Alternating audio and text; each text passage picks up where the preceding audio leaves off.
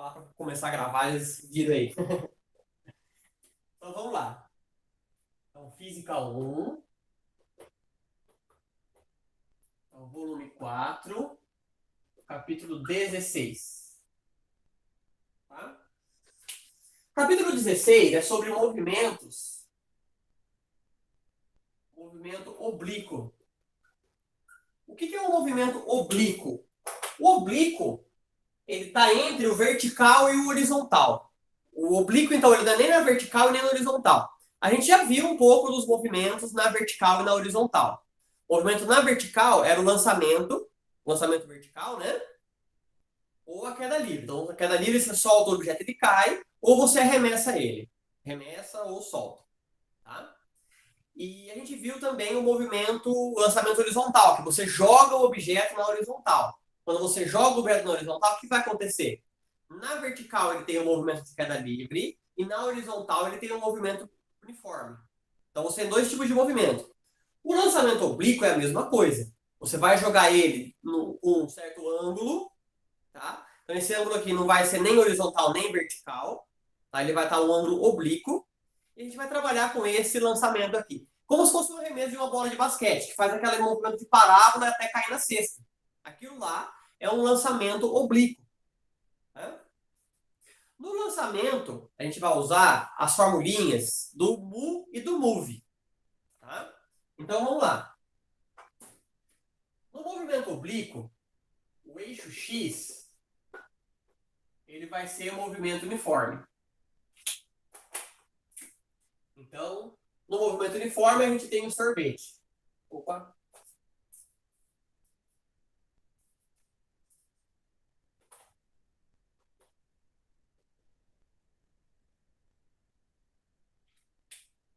Tá? Então, e no eixo Y, a gente tem o move. Tá? Para o move, a gente utiliza as três equações principais lá, né? Sorvetão, aliás.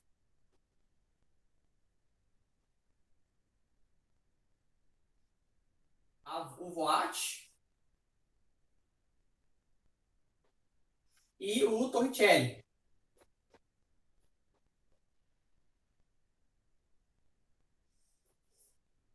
Tá? Então a gente vai usar essas três equações aí, essas quatro, aliás, né? No eixo X a gente usa o sorvete, no eixo Y a gente usa essas três aí. Vocês vão perceber no decorrer dessa aula aí que, na verdade, vão surgir várias formulinhas. Tá? Só que essas daqui são as básicas. Tá? A partir dessas daqui que a gente vai deduzir as outras formulinhas. Então, assim, se você conseguir decorar as outras fórmulas, tudo bem. Eu mesmo nunca decorei, porque eu parto dessas quatro principais aqui quando eu vou resolver os problemas. Tá? Se você quiser decorar as formulinhas que eu vou colocar aqui depois, você pode decorar. Só que tem um problema. Essas formulinhas aí, elas são para casos específicos. Ela é para o caso geral, quer dizer. Elas são só para o caso geral. Se tiver casos específicos, elas não funcionam mais. E aí é muito comum o aluno decorar essas outras fórmulas e aí tentar aplicar no momento que elas já não são mais válidas. No entanto, essas daqui sempre vão funcionar. Tá? Então eu vou comentando com vocês no decorrer aí. Bom? Então vamos lá. No movimento oblíquo, o lançamento ele tem um certo ângulo com a horizontal. Eu tenho uma velocidade aqui de lançamento.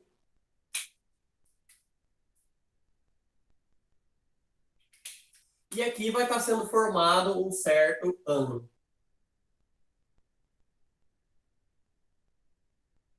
Tá? Esse ângulo ele pode ser tanto na horizontal quanto na vertical. Tá? Não precisa ser necessariamente. Normalmente se coloca o ângulo com a linha do horizonte, com a linha horizontal. Mas em algum exercício ele pode colocar o ângulo com a linha vertical, a linha da altura. Tá? De qualquer jeito, você vai ter que decompor. Tá? Por quê? Porque como a gente está com o lançamento oblíquo, eu só consigo trabalhar na horizontal e na vertical. Eu não consigo fazer o trabalho com essa velocidade aqui inclinada. Eu tenho que decompor ela. Então, a gente decompõe em duas.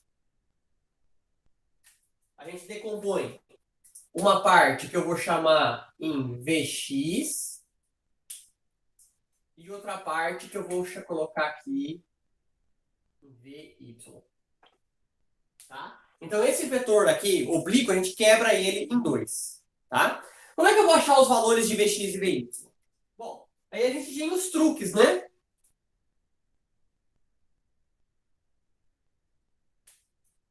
Então, vamos lá. O vetor Vx.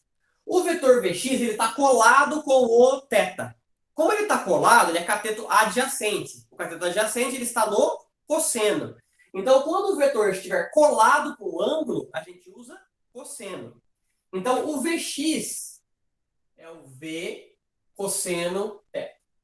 Então, o Vx é uma parte de V multiplicado pelo cosseno θ aqui, né? Pelo cosseno desse ângulo. O Vy está sem o ângulo. Ele seria o cateto oposto. Fechando o triângulo aqui, né? Seria esse lado aqui, né? Só que daí ele está aqui. Então, o Vx é o cateto, o Vy é o cateto oposto, é o seno. Então, o Vy está sem o ângulo. Se ele está sem o ângulo, é o seno. Então, o meu Vx é o V cosseno θ e o meu Vy é o V seno θ. E aí eu vou trabalhar com dois movimentos, um movimento na horizontal e um movimento na vertical, tá? Então aqui a gente vai ter o seguinte: Vx é o move, aliás, desculpa. E aí para o Vx vale só o sorvete. Eu fiz muito para cima aqui.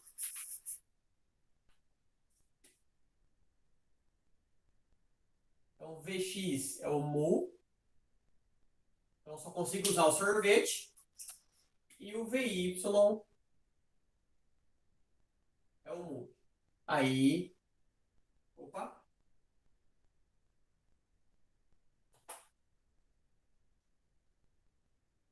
Vy, então, é o move. Então, aí eu uso essas equações aqui. Tá bom?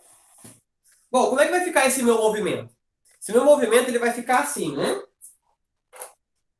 Ele vai formar a parábola.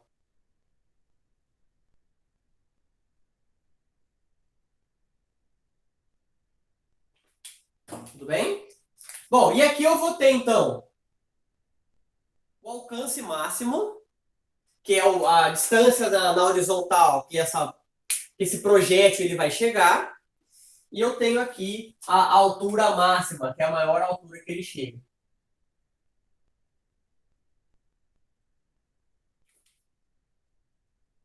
Tudo bem?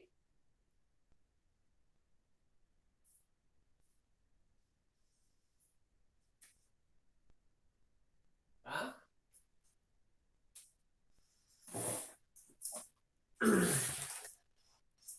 Então, na apostila de vocês tem um movimento de parábola aí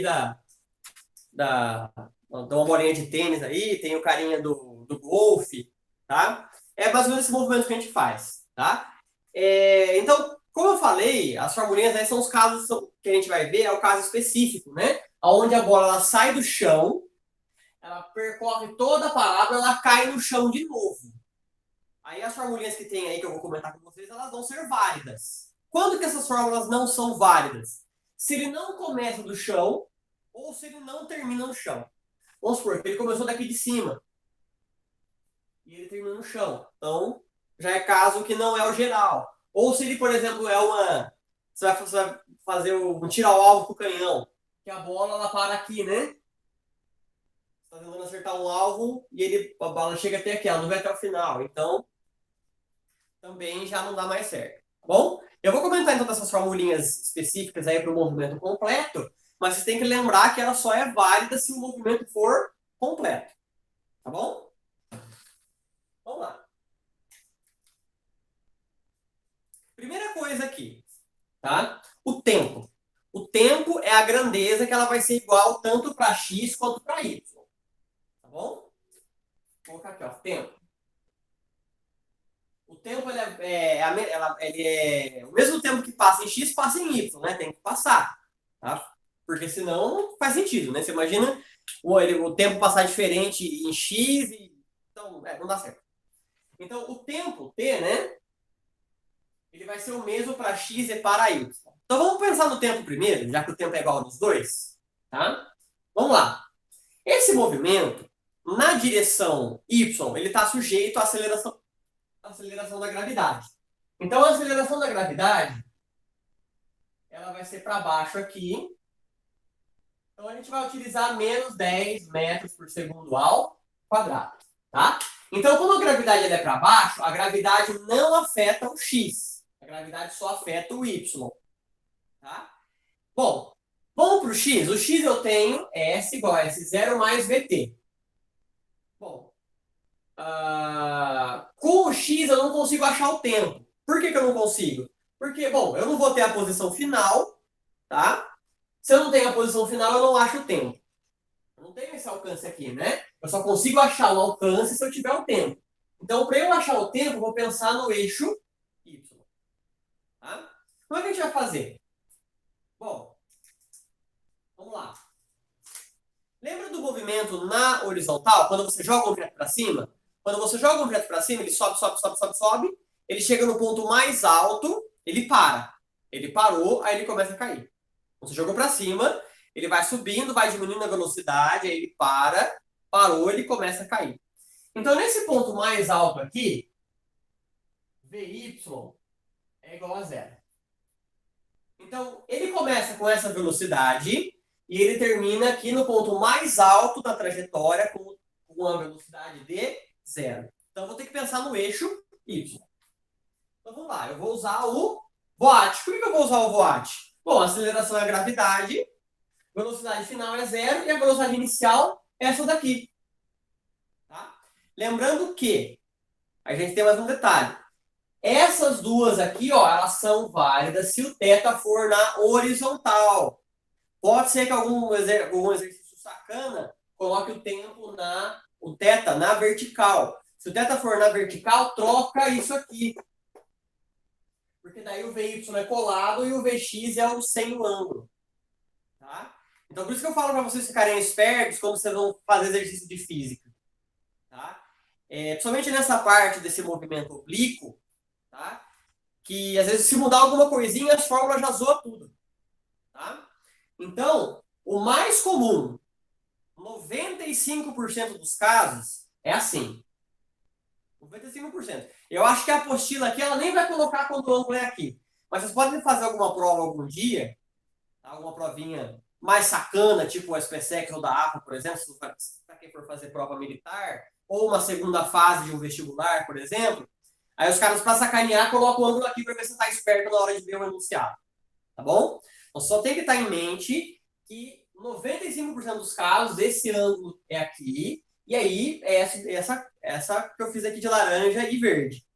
Tá? Se o ângulo for aqui, troca esses dois. Tá bom? Só para vocês ficarem espertos aí.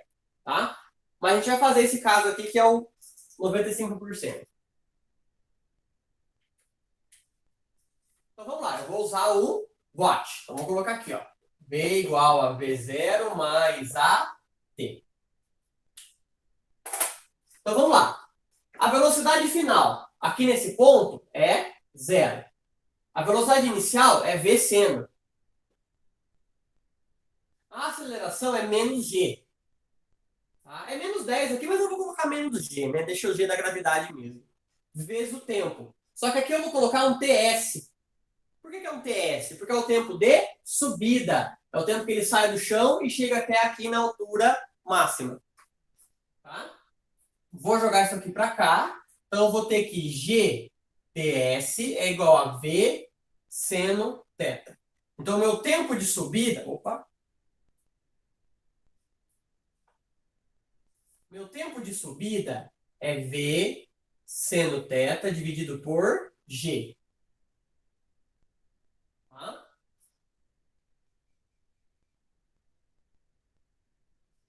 Então, aí, se o meu tempo de subida é esse daqui, o meu tempo de voo, que é o tempo que o projétil demora para sair daqui e chegar até o chão, num sistema ideal, sem atrito, sem resistência do ar, né? O tempo de voo é 2 vezes o tempo de subida. Então, o tempo que ele demora para sair daqui e chegar até aqui é 2 vezes o tempo que ele demora para chegar até aqui em cima.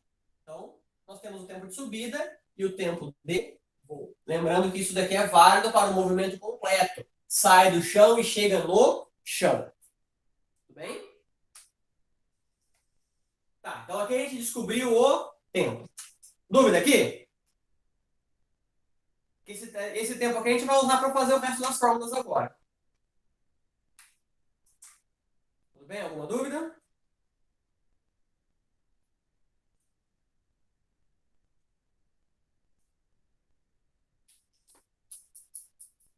Tá bom. Então vou apagar aqui, porque a formulinha a gente já sabe, né?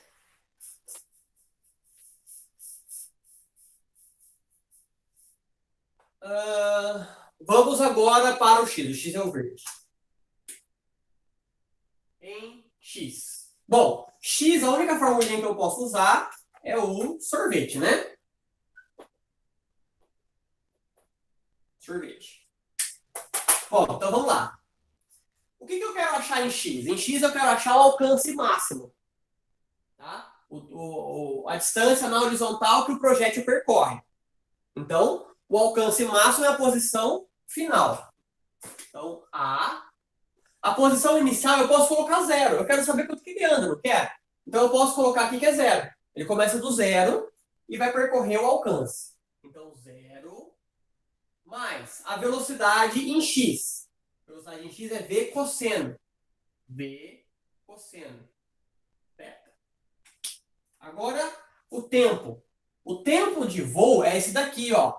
2 tempos de subida. Então, eu já vou até colocar de roxo aqui para ficar diferente. Então, o tempo aqui, ó, é o tempo de voo. O tempo de voo é 2 vezes o tempo de subida. V seno θ sobre G.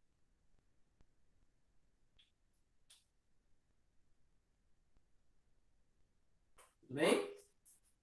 V seno θ sobre G. Bom, se vocês lembram um pouquinho de geometria, a gente vai, sabe que, ó, seno de 2θ é 2 vezes seno θ cosseno θ. Eu até esqueci como é que chama isso aqui em geometria. Não sei, arco duplo? Não lembro como é que é. Na parte de trigonometria, né? Não lembro se é arco duplo. Não sei, não lembro não, mas é assim. Seno de 2θ é 2 seno θ cosseno θ. Olha aqui, ó. 2 seno θ cosseno θ. Então, meu alcance, ele vai ficar V com V quadrado, cosseno θ, 2 seno θ, é seno de 2θ. Dividido por G. Então, aqui a gente tem a formulinha do alcance máximo. Tá? Então, o alcance máximo que ele chega aqui é V quadrado, seno de 2θ sobre G. Tá bom? Eu vou reforçar isso a todo momento. Tá? Essa formulinha do alcance máximo, ela só é válida se ele está na horizontal e ele volta para a horizontal. Se parar no meio do caminho, não dá. Você não vai usar a formulinha. Aí você vai ter que trabalhar com as fórmulas que você conhece, jogar os parâmetros lá. Deve ter algum exercício aqui. Se não tiver, eu reforço alguma outra aula aí. Tá bom? Porque normalmente nas provas militares, sempre cai um exercício que não é completo. Aquele parte daqui chega no chão, ou parte daqui chega aqui em cima. Bom, o que é importante a gente tirar dessa fórmula aqui? Tá? O alcance depende do quê? Ele só depende do seno de 2θ. Tá? Bom, o seno ele vai variar de quanto? De -1 até 1. Tá? Então ele vai lá do -1, vai para até o 0 e chega até o 1. Então, o valor máximo que o seno vai ter é 1. Então, eu tenho aqui que seno de 2θ, para alcance máximo. O que é o alcance máximo? É o mais distante que eu vou conseguir jogar esse projétil. É o mais longe que ele vai parar. Então, para o alcance máximo. Para o meu alcance máximo, esse seno de 2θ tem que dar 1. Aqui o 1 é o maior valor que o seno vai chegar. Tá? Bom, seno de 2θ dá 1. Quando que o seno dá 1? Quando for seno de 90 graus. Então, 2θ tem que dar 90 graus. Então, aqui eu vou achar que θ é igual a 45 graus.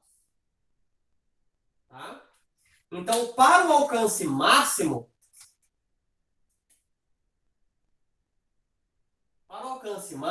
θ tem que ser igual a 45 graus.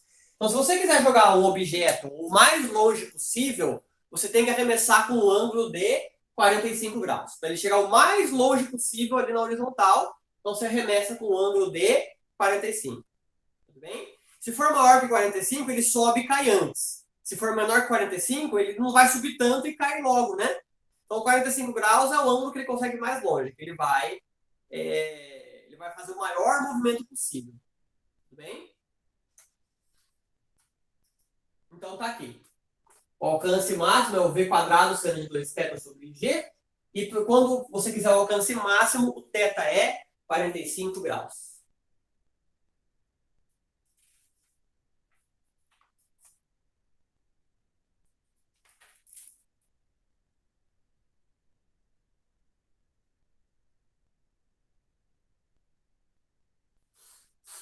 Tudo bem?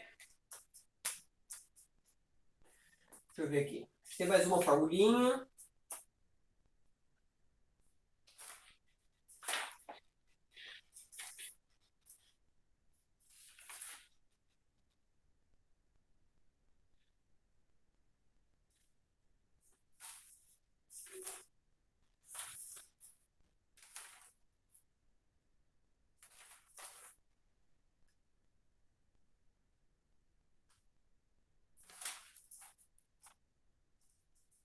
Vamos lá.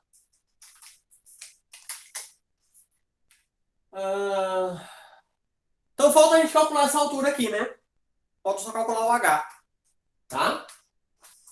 A altura mais alta que esse corpo vai chegar. Eu vou apagar aqui então essa parte de baixo, tá? Porque daí eu vou usar esse desenho ainda. Então, bom, aqui a gente já lembrou. E a formulinha do tempo tá aqui, né? V seno sobre G.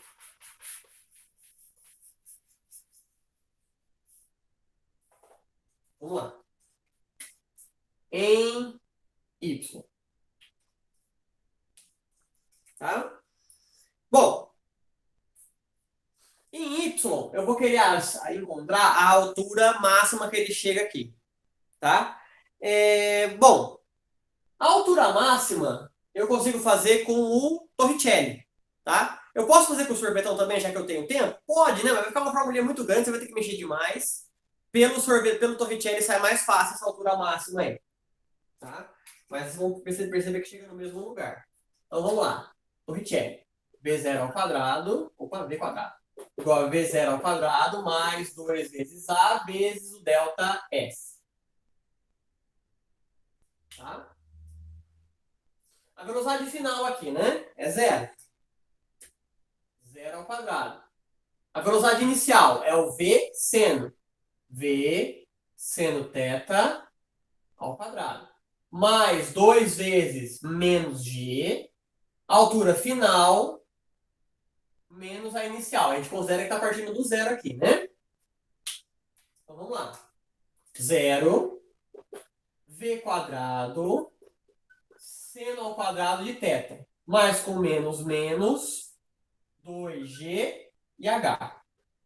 Vou jogar 2GH para lá. 2GH igual a V quadrado seno ao quadrado de θ. Então, meu H... Vou colocar de laranja aqui, a formulinha final. Minha altura H é igual a V quadrado seno ao quadrado de θ sobre 2G. Então, essa é a formulinha para minha altura. Tá? É a altura máxima aqui que ele vai chegar. Tá bom?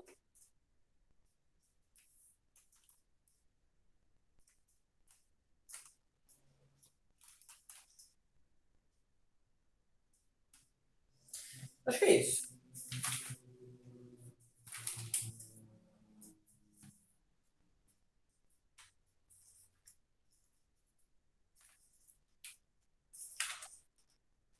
Essa aula que podia ter exercício resolvido, não tem, né?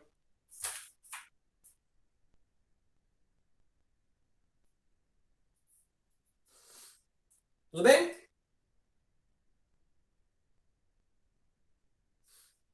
Falta só a gente ver mais uma coisinha aqui e a gente já pode fazer exercício.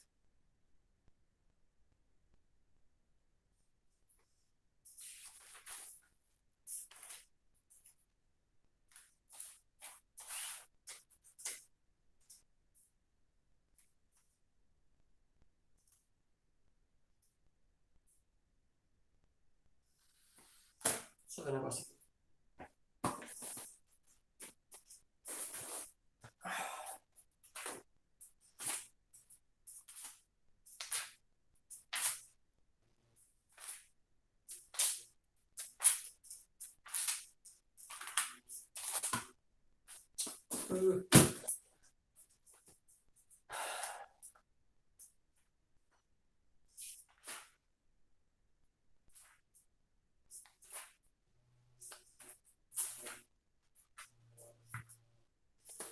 Bom, só falta a gente ver mais uma coisinha aqui, que agora é o vetor velocidade, tá? O que é o vetor velocidade, né? Lembra que vetor é a setinha que vai indicar a direção e o sentido da velocidade.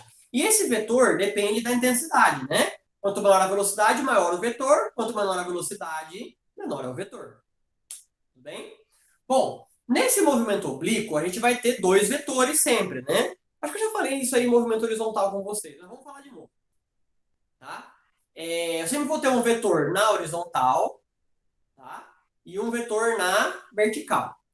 Bom, o vetor na horizontal vai ser sempre o Vx, porque na horizontal é um movimento uniforme, então a velocidade não muda. Então vamos lá.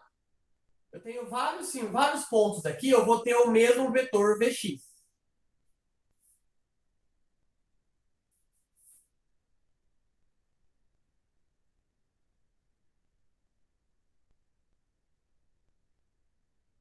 Tudo bem? Agora, o vetor Vy, ele vai mudando.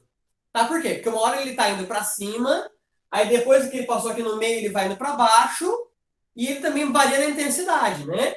Ele começa grande e ele vai diminuindo até chegar aqui em cima. Quando ele chega aqui em cima, ele começa a aumentar essa velocidade até ele chegar no chão, tá? Então ele começou aqui assim, ó.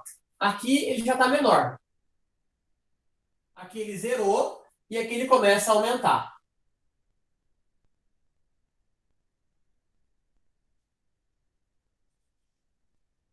Tá? Um pouquinho.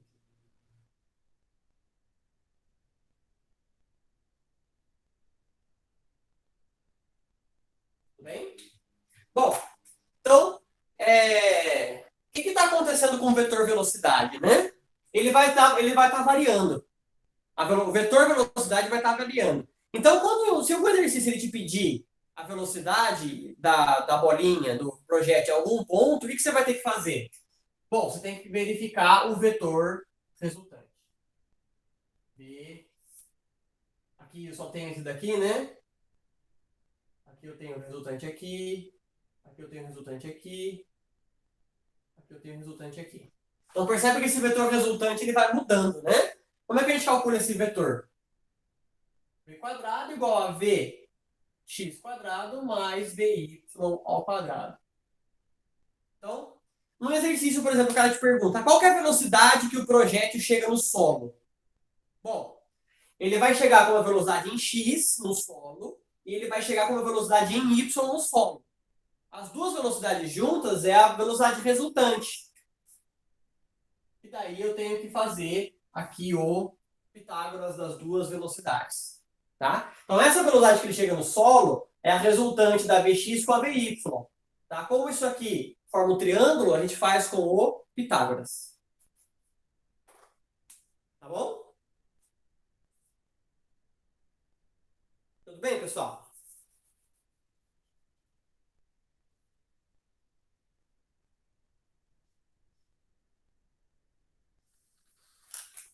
Vamos tentar fazer exercício, então.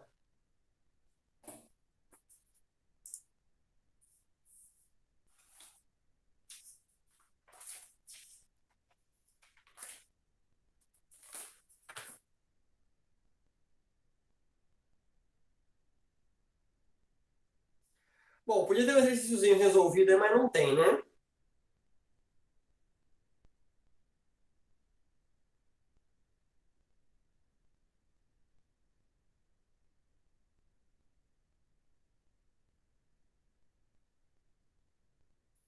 Vamos lá? Então vamos dar uma olhada aqui no exercício resolvido um. Resolvido não, desculpa. Exercício conceitual um. Ele é teórico. Só para a gente se situar aqui. Então, vou apagar aqui.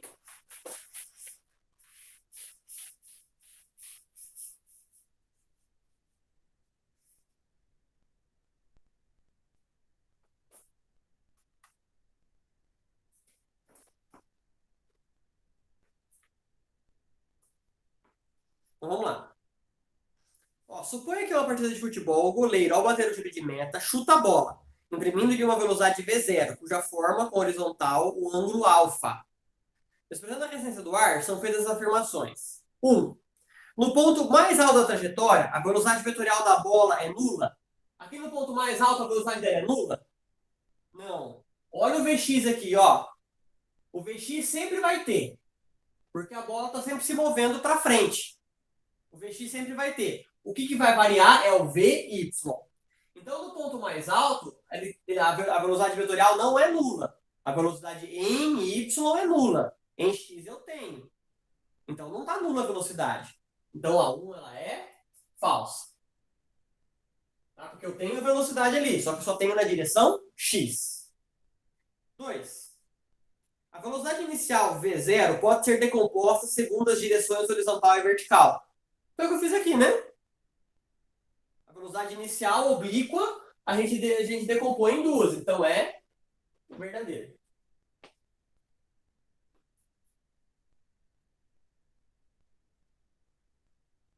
No ponto mais alto da trajetória, é nula o valor da aceleração da gravidade.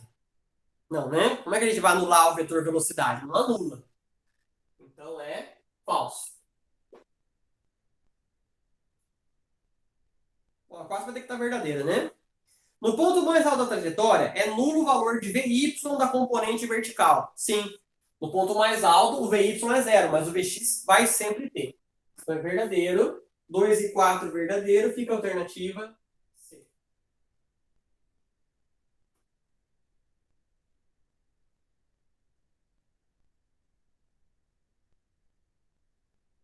Tudo bem?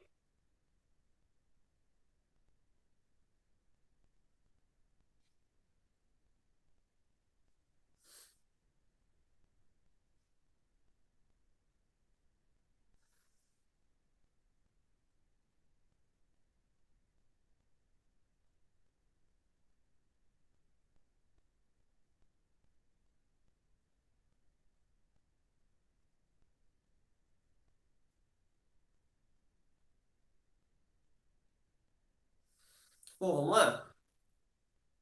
A questão 2 é uma questão de lançamento horizontal. A gente já teve uma aula de lançamento horizontal, mas ele quis retomar nessa aula de novo o lançamento na horizontal. Tá? Bom, vamos lá?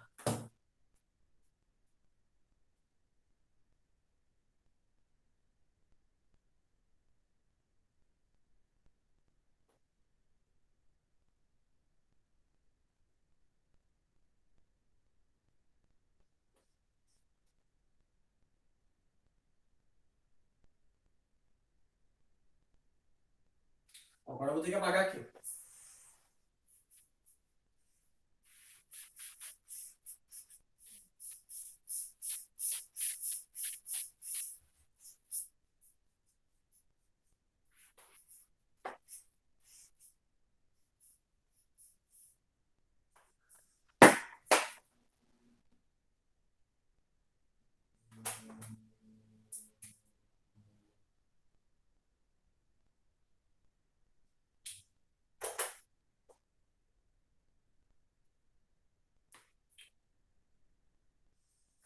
Vamos lá? Então, ó, questão 2.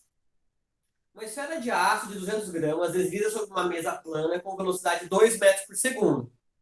A mesa está a 1,8 metros do solo. Desprezando o atrito, a que distância da mesa a esfera tocará ao solo? Então ele quer saber isso aqui, né? O alcance aqui. A gente não. Agora, nesse caso, a gente tem um lançamento horizontal, a gente tem metade do caminho aí, né? Tem metade do lançamento. Tá? Bom, como é que a gente vai resolver? Então a gente vai ter que relembrar lá tava no começo da apostila 3, tá? Ele está caindo aqui sobre a ação da gravidade. Só que ele cai em queda livre. Tá? O tempo eu vou conseguir tirar do x, do y. Então, em y, v igual a v0 mais a t.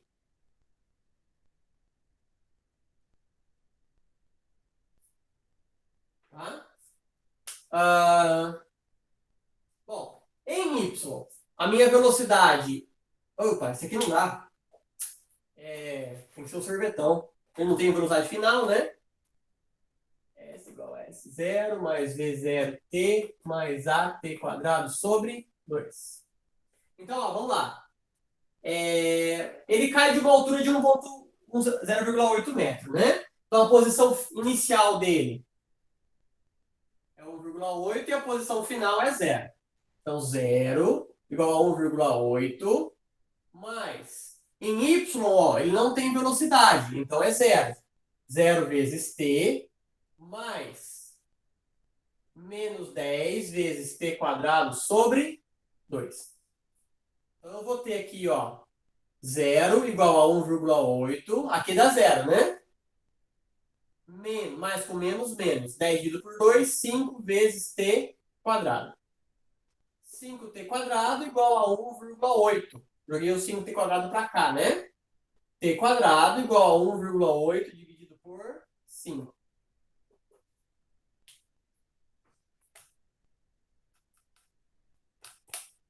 Isso aqui vai dar 0,36. Tirando a raiz de 0,36, eu vou achar 0,6 segundos. O positivo, né? O menos 0,6 também pode ser resultado, mas o tempo negativo para a gente não interessa. Tá bom? Como ele quer saber o alcance, agora eu vou para x, em x. Então, vamos lá. Em x eu vou usar o sorvete. Então, meu alcance, eu vou considerar a posição inicial como 0, mais 2 vezes 0,6. Então, vai dar 1,2 metros. Tudo bem?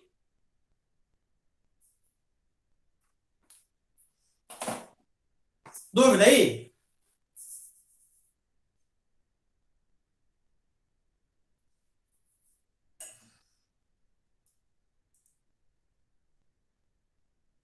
Ah, tá, tudo bem.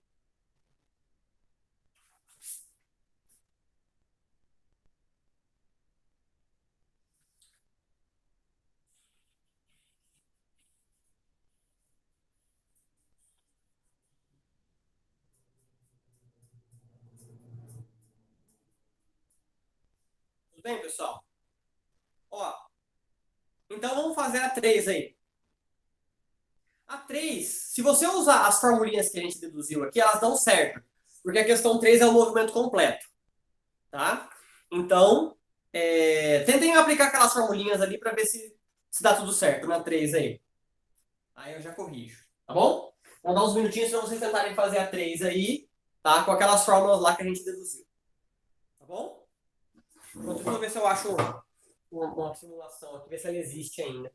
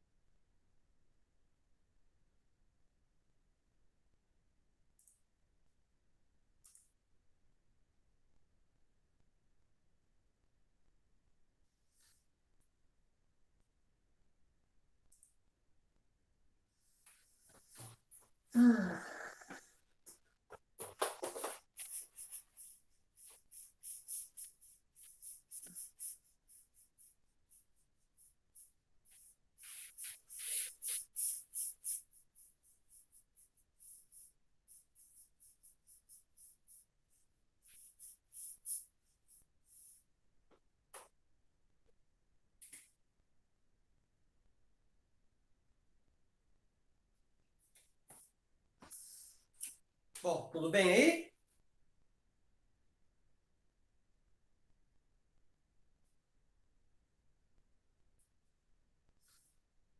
Vamos lá?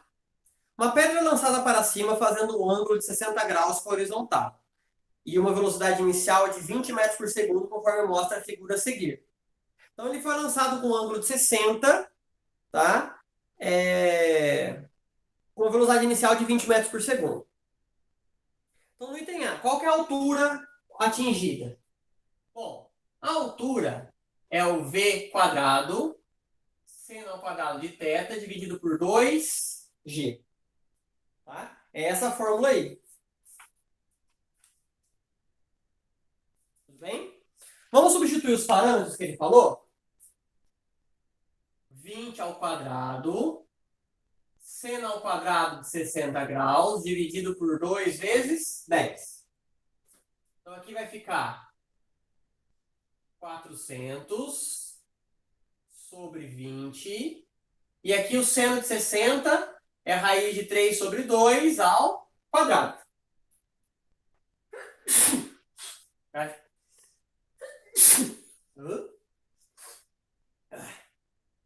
Bom, aqui dá pra gente dividir, né? 20. Raiz de 3 ao quadrado é raiz de 9 sobre 4. 20 dividido por 4, 5. Raiz de 9, 3. Então vai dar 15 metros. Tudo bem?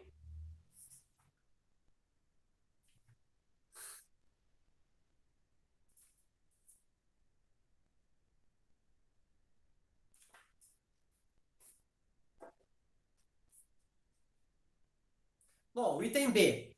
Qual que é o tempo total do movimento? Então a gente tem que ele quer o tempo de voo, né? Ele quer o tempo de voo, que é 2 vezes o tempo de subida. Então aqui vai ficar 2 vezes 2. Opa, 2 eu já coloquei. É o VY, né? V seno θ sobre G. Então, 2 vezes 20 vezes seno 60 graus dividido por 2. Vai quebrar esse troço aqui, né?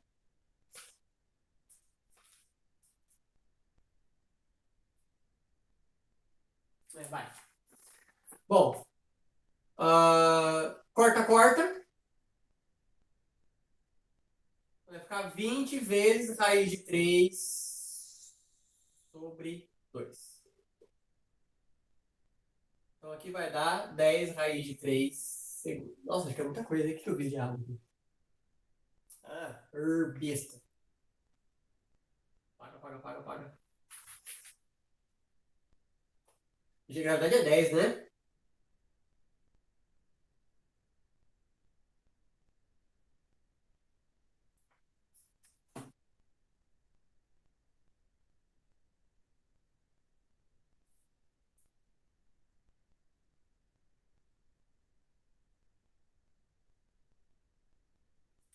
Então, corta, corta. Então, eu vou ter 4 vezes raiz de 3 sobre 2. 4 dividido por 2 dá 2 raiz de 3 segundos. Então, esse aqui é o meu tempo de voo. Tá bom? E no item C? No item C, ele quer o valor de x, que é o alcance. Então, o alcance, tá? Ele é v quadrado seno de 2 θ dividido por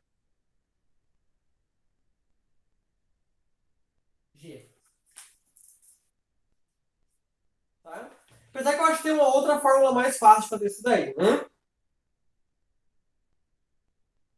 B quadrado. É B quadrado, seno de 2θ dividido por E, tá certo? Tá? Bom, vamos fazer assim mesmo, só para a gente ver o que vai dar, né? Então aqui vai ficar 20 ao quadrado vezes seno de 2 vezes 60 dividido por 10.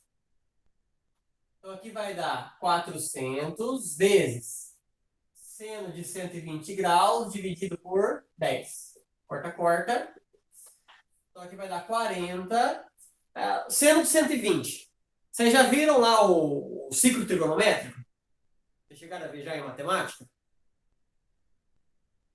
Ah, então tá. Então o seno de 120, ele é igual ao seno de 60. Tá? Então,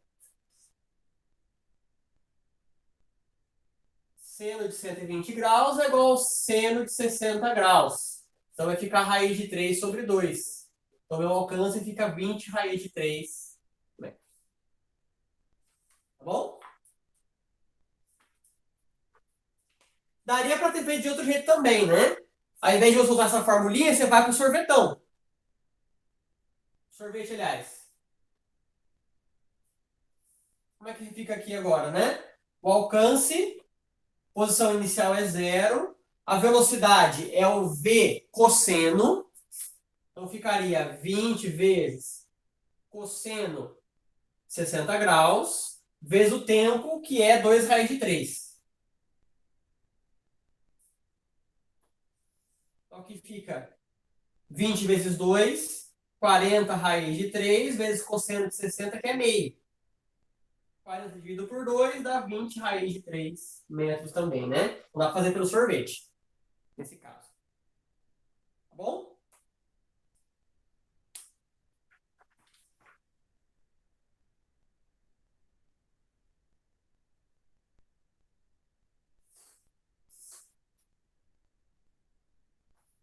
Bom, vamos lá. Só mostrar um negocinho para vocês rapidinho aqui. É um simulador bem legal.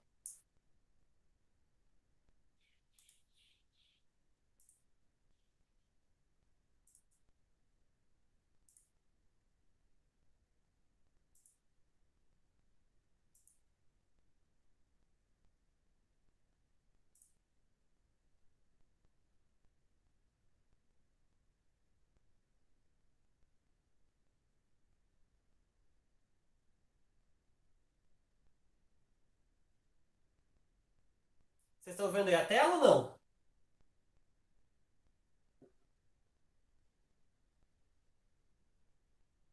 Dá pra ver sim, senhor. Do simulador, né? Dá pra ver sim. Ah, tá. Deixa eu só mexer aqui no meu celular que eu tô vendo. Pra eu ver também, peraí. Aí, beleza. Então, vamos lá. Vou resetar aqui o negócio, né? Então, aqui é um simuladorzinho de lançamento de projéteis, tá? Eu posso mexer no ângulo do canhão aqui. A rapidez inicial e a velocidade, né? Deixa eu diminuir um pouquinho essa velocidade, colocar 10. Tá? Aí eu tenho aqui os parâmetros da bala de canhão que eu posso escolher. E aqui com ou sem a resistência do ar, né? Eu vou deixar sem a resistência do ar. Tá? Vamos lá, os componentes. Eu vou colocar só a velocidade, para a gente ver só a velocidade. Então vamos disparar aqui, ó. Vou colocar em câmera lenta.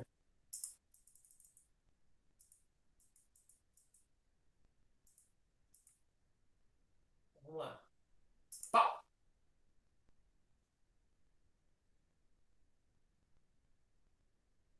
Então vocês conseguiram ver aí, ó, todo o movimento que ele faz, né? Deixa eu aumentar um pouquinho essa velocidade. Vou colocar 18 de novo. Vamos lá. Pau. Tá vendo, ó? Se você reparar, o vetor em y, em x ele não muda. E o vetor em y ele vai aumentando, tá? Aqui eu coloquei o ângulo de 55 graus. Vou colocar o ângulo de 45. Vamos ver a diferença dos ângulos? Vou colocar aqui 12 metros por segundo. Então, 45 graus. Pau! Eu vou acertar no alvo?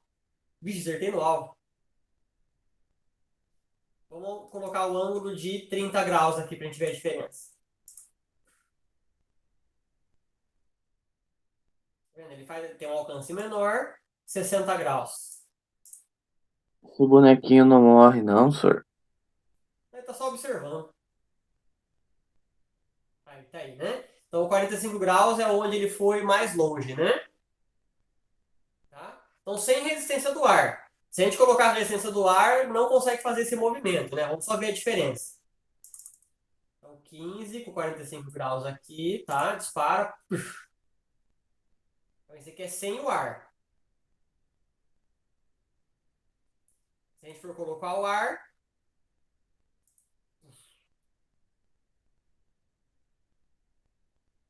olha, acertei o alvo de novo, hein? Se eu for colocar o ar, a bolinha para antes, né? Porque o ar segura o movimento. Aqui a gente tem o medidor, né?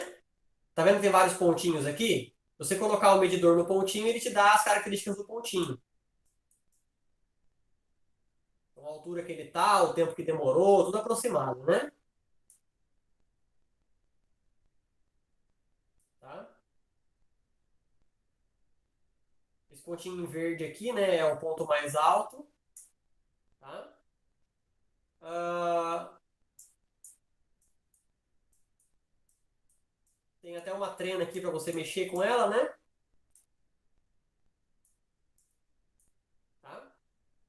E aí eu tenho um avançado aqui que eu consigo mexer nos parâmetros, consigo mexer mais nos parâmetros, né?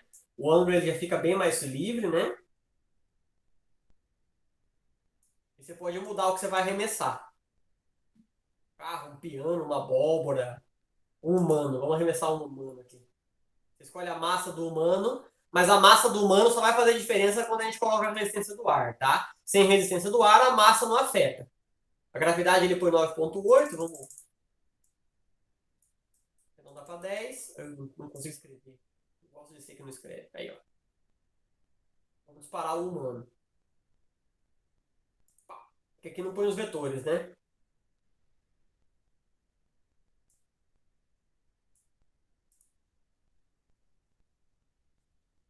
Então aí dá para você disparar outras coisas aqui. Acho que a bola de golfe você nem vê a bola. A bola de golfe vai embora. Com esses parâmetros aqui, a bola de golfe ela some. Eu não sei o que é o obus. Esse é um projétil. Piano. Tá, então é legal para você ficar verificando aqui as trajetórias e tal, né? Tudo bem?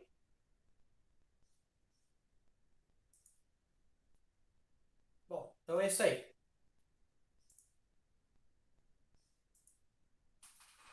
Vamos voltar para nossa tela.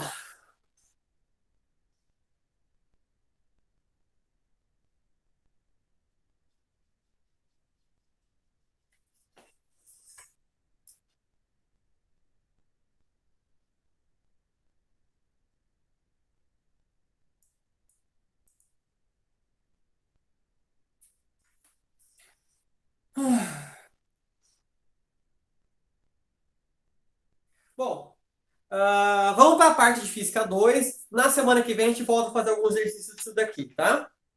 A gente também dá uma relembrada.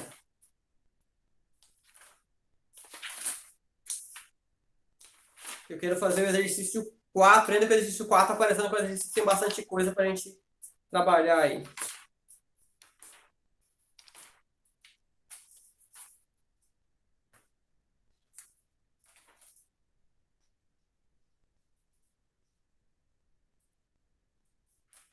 Bom, o capítulo 4 eu já trabalhei com vocês na semana passada. A aula foi um pouco maior, mas esse capítulo 4 não, o capítulo 16 da frente 2, eu já dei uma adiantada que essa parte das transformações da primeira lei da termodinâmica. Tá? Faltou falar um pouquinho só do trabalho cíclico, mas eu já vou falar já. Então, vamos lá, vamos dar uma relembrada, né?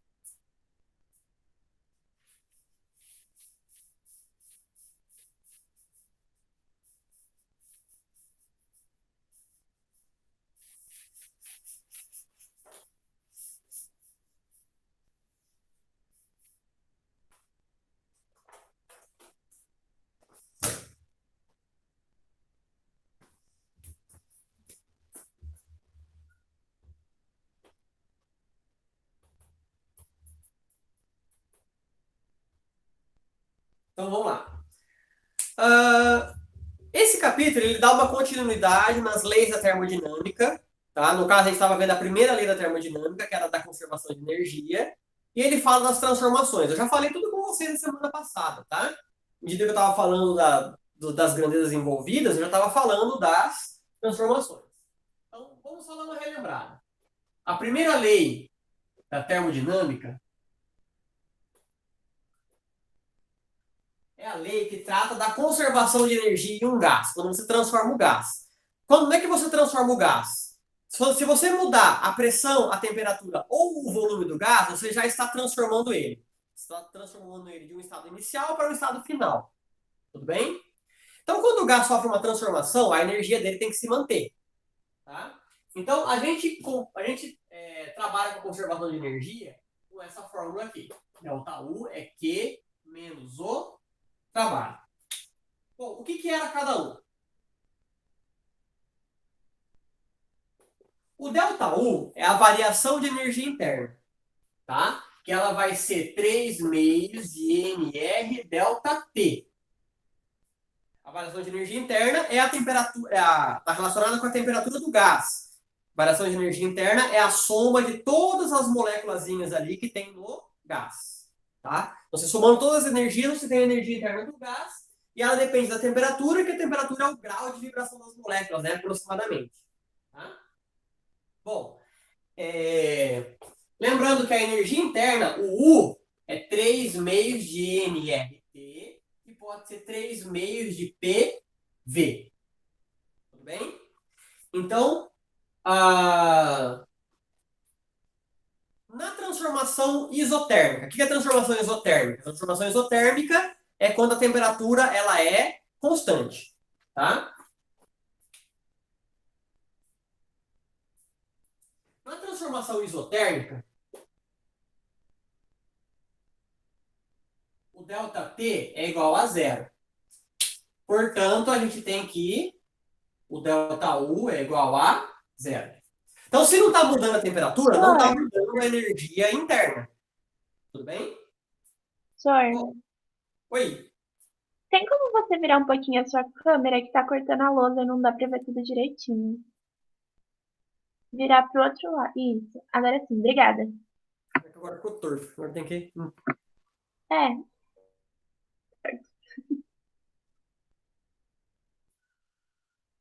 dá pra ver melhor agora. Tá. Obrigada, sor. Então, quando a transformação for isotérmica, o ΔT é zero, porque não muda a temperatura. Então, o ΔU ele é zero. Tá? Bom, se o ΔT for maior que zero, o ΔU é maior que zero também. Se a temperatura aumenta, a energia das moléculas aumenta. Se a temperatura diminui, a variação de energia interna também diminui. Tudo bem? Bom, se a minha transformação ela for isobárica, o que é isobárica?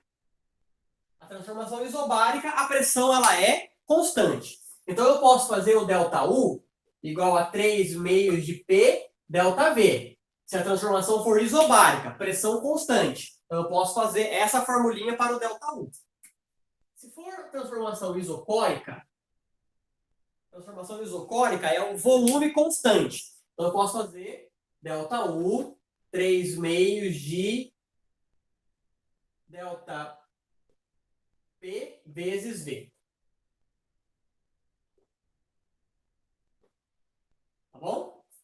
Então, isso em relação à energia interna. Tá? A transformação isobárica e isocórica, eu posso usar esses dois casos aqui. Para você calcular o ΔU. Variação de energia interna. Tá bom? Vamos lá. Em relação ao Q, que é a quantidade de calor.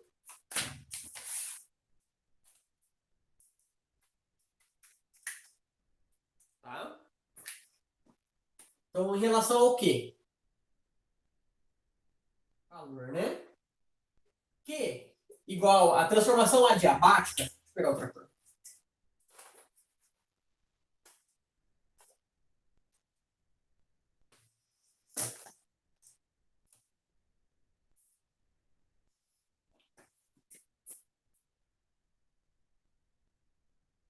transformação adiabática Q igual a zero. Quer dizer que não troca de calor, né? Tá? Bom, nós podemos utilizar para o calor, tá? Se precisar, a gente usa o que macete.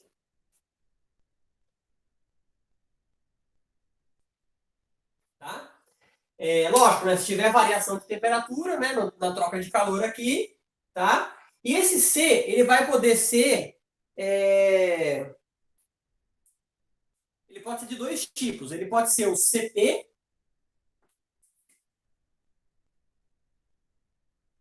e o CV. O CP é o calor específico com pressão constante. Vou colocar aqui, isobárico, né? Se for uma transformação isobárica, a gente usa CP. Se for uma transformação isocórica, a gente usa CV. Então, o calor específico, ele muda no gás, dependendo da transformação. Mas o exercício vai ter que estar te falando, né? Tudo bem?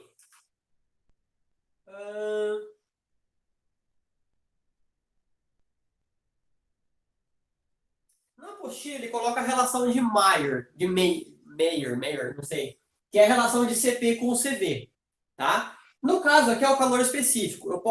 Eu trabalharia com a capacidade térmica. Tá? A capacidade térmica, lembra que a capacidade térmica é a massa vezes o calor específico. Tudo bem? Então, meu quimacete ele ficaria assim. Capacidade térmica vezes ΔT. Então, eu teria capacidade térmica com isobárica ou com a isocórica. Aí ele falou que o CP menos o CV é igual ao R, que é a constante dos gases. Tá? Um menos o outro dá a constante dos gases aí.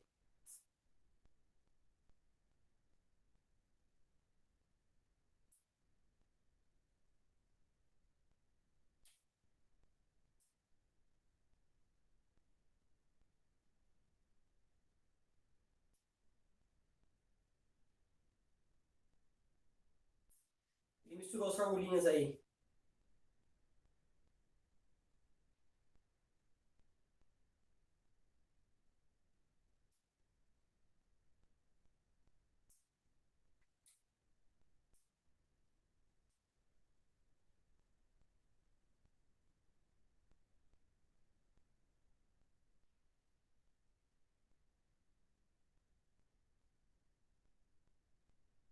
É.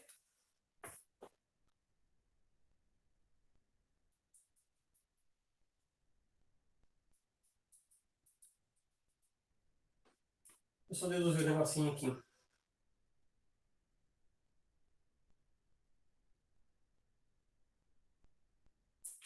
Rapidinho. Acho que a apostila colocou baguncinha aí.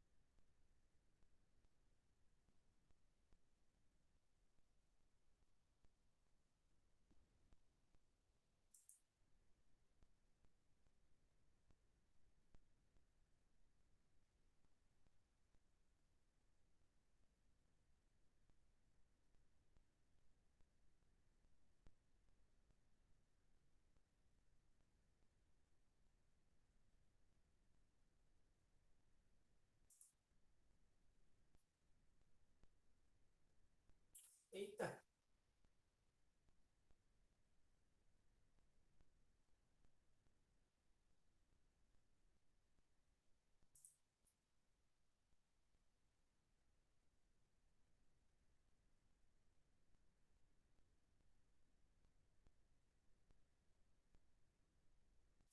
Calma. Vou pegar outra fonte aqui, peraí. Ele colocou os dois C ali, mas um não é.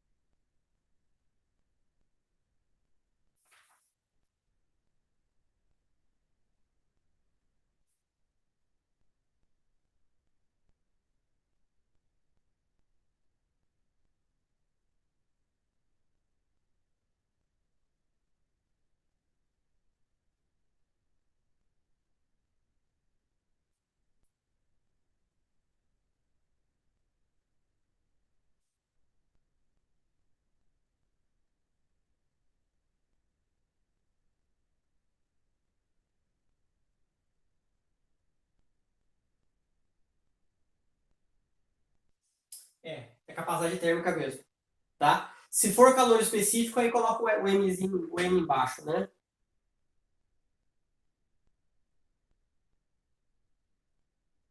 Então é isso aí.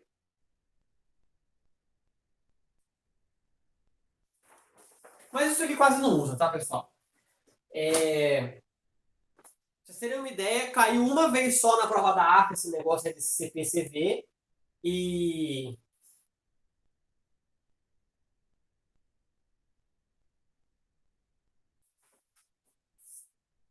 Então, mas é capacidade. Essa daqui é com capacidade, tá?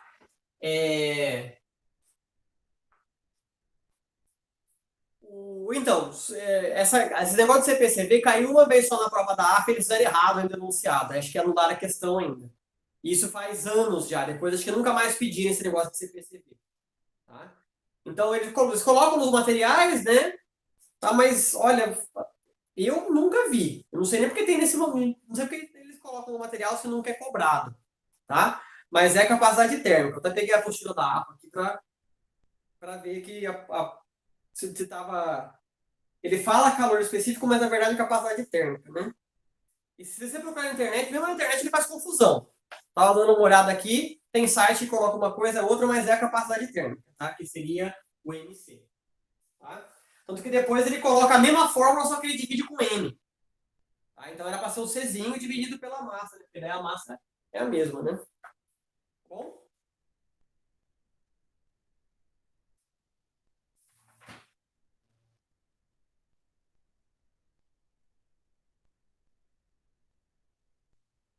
Então é isso aí. Tá? Então o Czão é a capacidade térmica. É. Pode ser que caia? Pode ser que caia. Mas é raro, muito raro. Tá? Como eu falei, a única vez que eu lembro de ter visto numa prova da AFA, os caras fizeram errado o enunciado ainda. Os caras mesmo erraram o enunciado. E se eu não me engano, a questão acabou sendo anulada. Você conseguia resolver ela, mas você resolvia com os valores que eram errados, né, fisicamente falando. Tá bom? Bom, o que importa para a gente da parte do calor é a transformação adiabático, que é igual a zero. Se precisar, usa o que macete, mas ele vai te falar os dados. Você tem que ficar esperto, porque eu acho que se for cobrado, né, você tem que saber que tem diferença no calor específico para a isobárica e para a transformação isocórica. Se cair, eu acho mais fácil cair dessa forma aqui. O cara coloca os dois calores específicos lá e você tem que saber qual dos dois você vai usar. Aí você vai ter que ver se qual tipo de transformação que está ocorrendo. Tudo bem? Se porventura cair essa diferenciação dos Czinho. Tá bom? Então vamos lá. Vamos para o trabalho.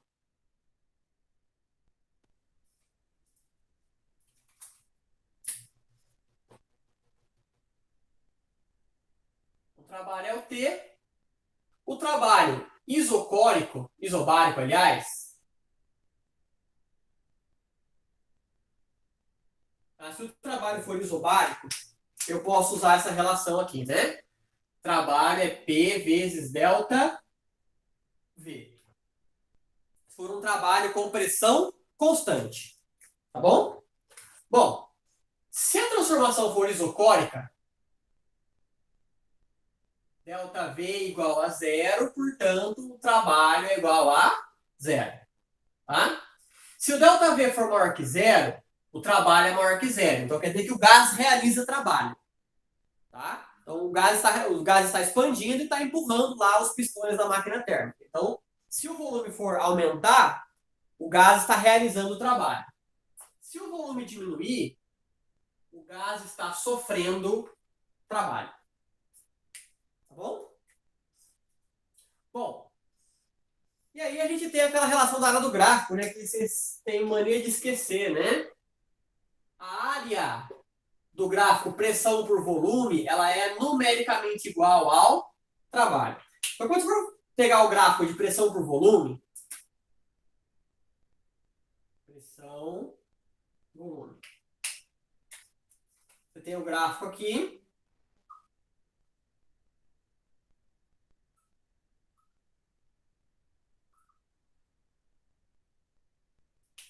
Tá? A área desse gráfico aqui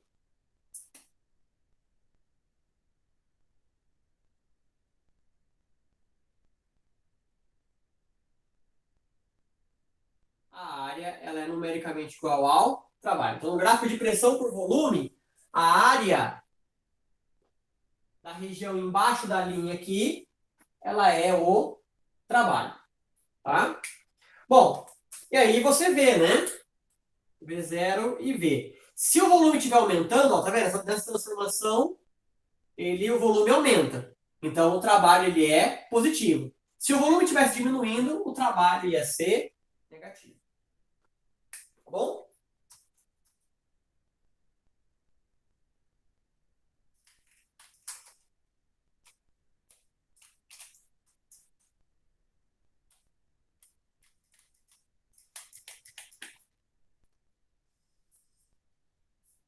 Agora a gente vai falar do ciclo.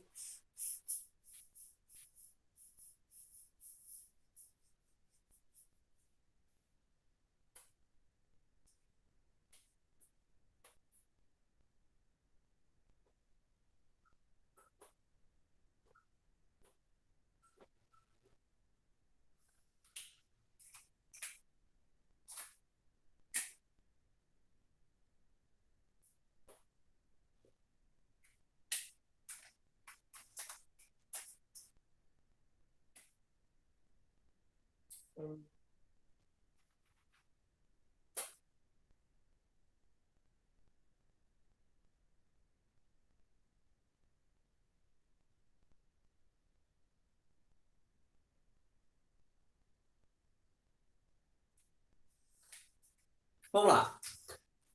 Uma máquina térmica, ela trabalha em ciclos, tá? Então, a máquina térmica ela tem que começar num ponto e voltar no mesmo lugar para ela continuar realizando um novo ciclo. Então, a máquina térmica, o gráfico de uma máquina térmica, né? Ele é cíclico. Ele começa num ponto, dá a volta e termina aqui no mesmo ponto. Tudo bem? O que a gente tira aqui desse gráfico? Primeira coisa, você tem que ter uma rotação.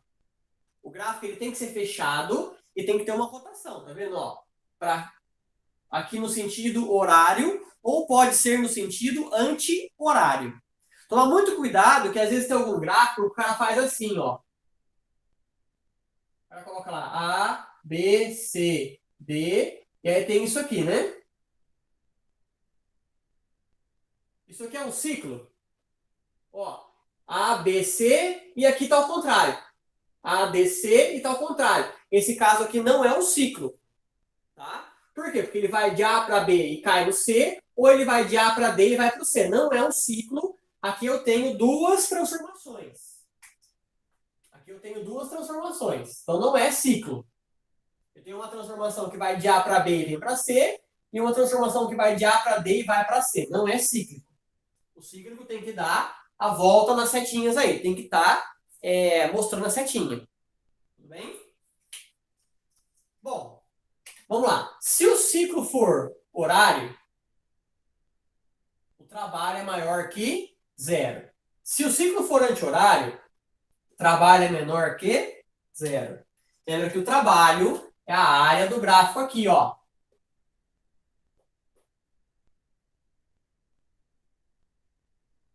Tudo bem?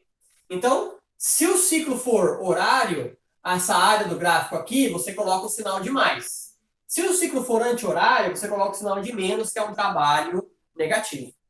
Tá? E ainda, no ciclo, ΔU igual a zero. Então, se você tiver um ciclo fechado, a variação de energia interna no ciclo é zero. Por quê? Porque a máquina térmica ela começa e termina na mesma temperatura.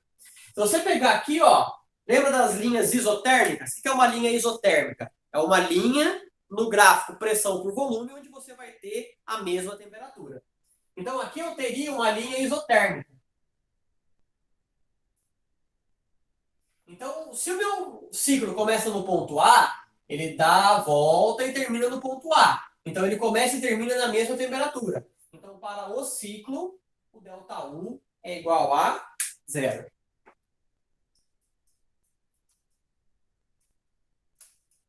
Tá?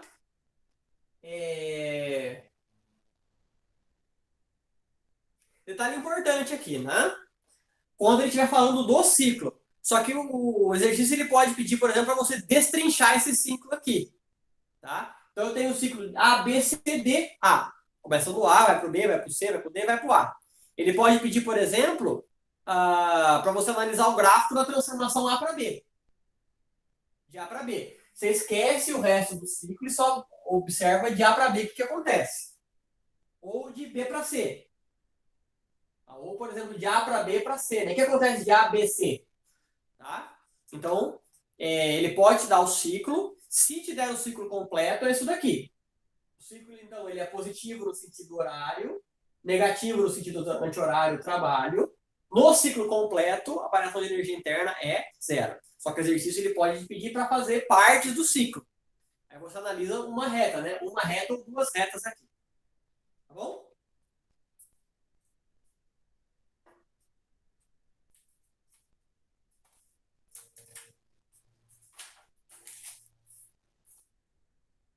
Tem dois exercícios resolvidos aí. Nós faremos ele.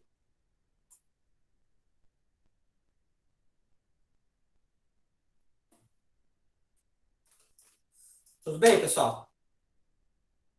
Vamos fazer os resolvidos, então?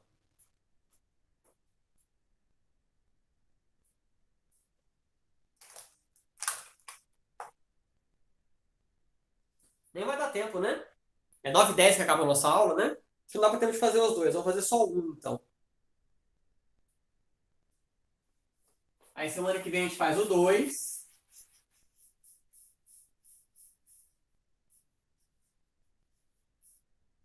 E faz exercício. Tá vendo como eu falei para vocês? Física.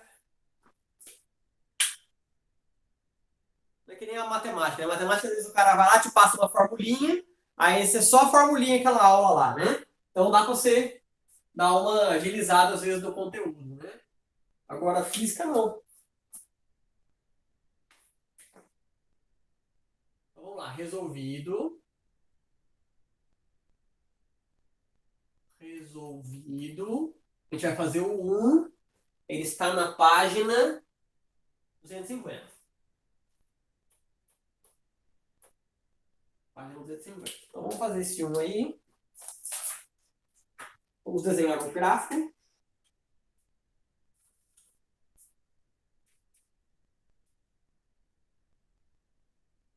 O gráfico de V por D, que sacanagem, hein?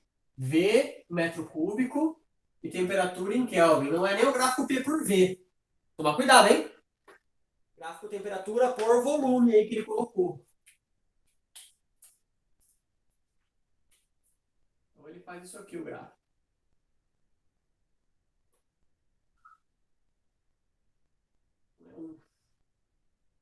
Um, dois, H não, 3.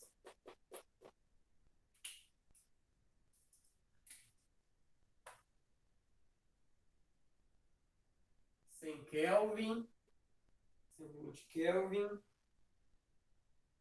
10 metros cúbicos, 12 metros cúbicos. Tá bem proporcional, né? De 100 para 120, de 10 para 12. Vamos lá.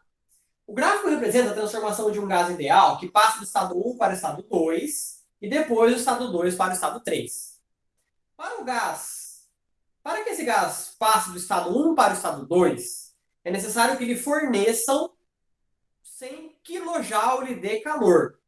Para que passe do estado 2 para o estado 3, é necessário que lhe retirem 50 kJ de calor. Sabe-se que a pressão do gás no estado 1 é de 100 kPa. Vamos separar esses dados aqui, ó. Então, de 1 para 2. De 1 para 2. De 1 para 2 fornecem 100 kJ de calor. Então, Q é mais 100 kJ. Você está fornecendo para o gás, então o gás está recebendo esse calor. Tá? De 2 para 3, retiram 50 kJ. Então, de 2 para 3, você está retirando 50 kJ. O quilo é 1.000, tá? O quilo é 1.000. 1.000, então 50.000 e 100.000 Joule. Tá? A outra informação. No estado 1, a pressão do gás é 100 kPa. Então, P1, 100 kPa. O quilo é 1.000, né? 1.000 Pascal é a unidade no Sistema Internacional de Pressão. Tá. Pode-se afirmar que a variação de energia interna do gás ao passar do estado 1 para o estado 3 é igual a... Então, vamos lá. Vou apagar aqui.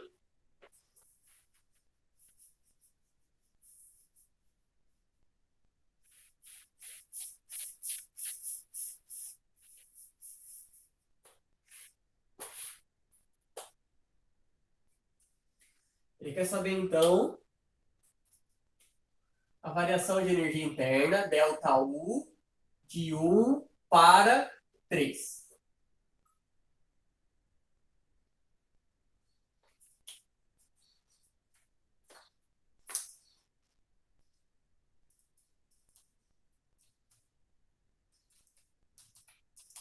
Bom,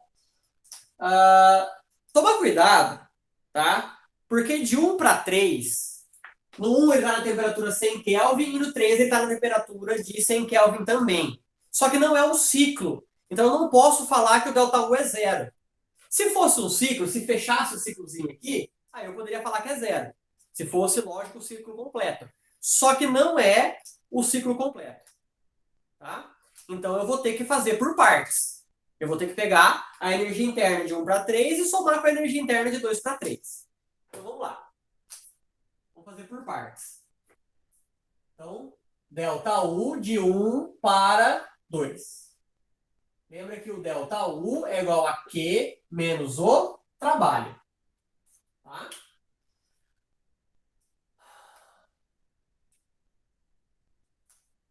O trabalho, a quantidade de calor a gente tem, 100 kJ. Falta descobrir o trabalho. Tá?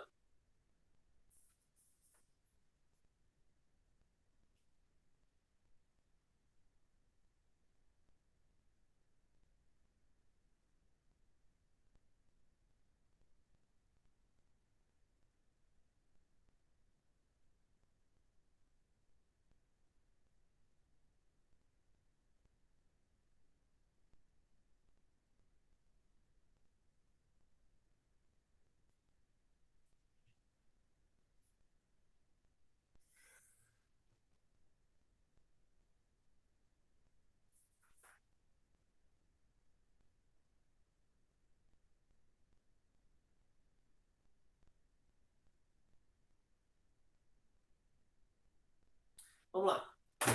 Bom, como é que a gente vai calcular o trabalho, então?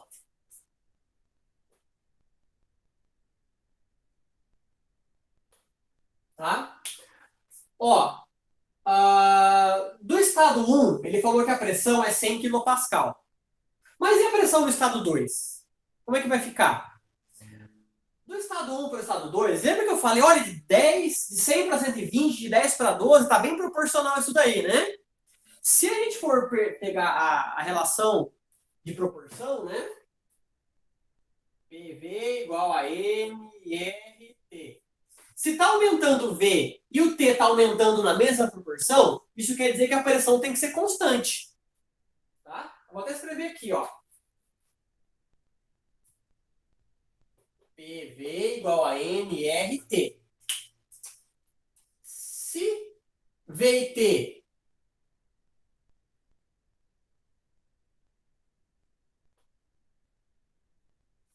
T são proporcionais, eu tenho que a pressão ela é constante.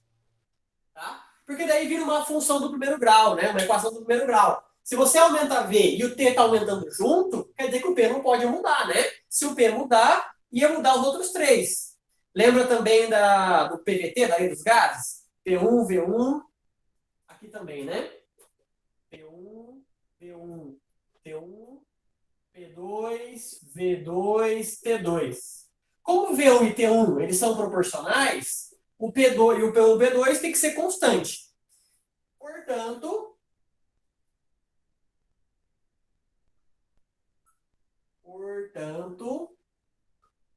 de 1 para 2 é isobárico. Então, eu posso falar que trabalho é P vezes delta V. Então,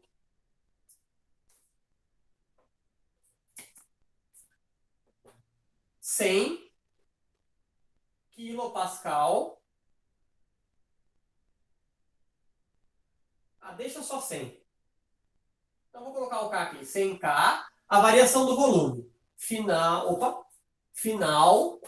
menos inicial. Então, aqui vai dar... Aqui dá 2, né? 2 vezes 100. 200. O canto tá ruim.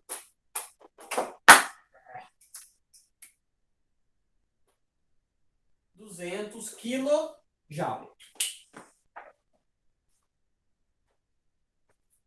Tá bom? Então vamos aqui, ó. Delta U igual a quem menos trabalho? Delta U de 1 para 2 é igual a quantidade de calor, 100.000, 100 kg, né? Menos o trabalho, 200 kg. Então o delta U de 1 para 2 é de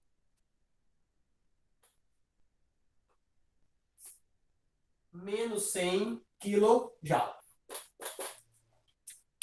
Tudo bem até aí?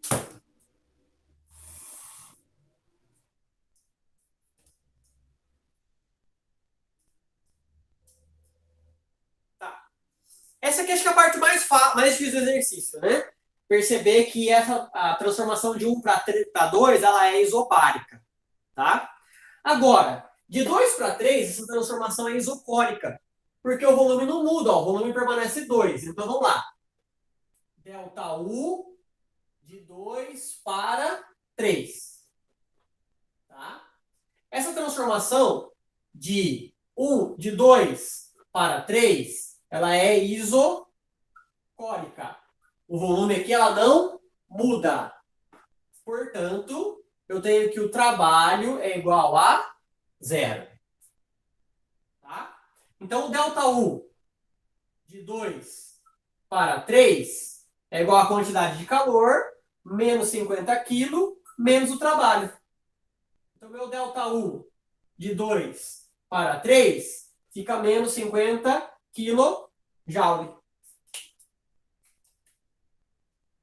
Então, meu delta U de 1 para 3, delta U de 1 para 3 é menos 100 menos 50.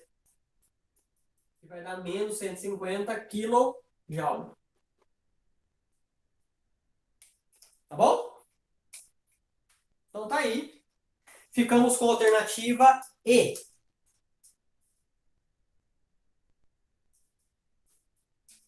Dúvida, pessoal?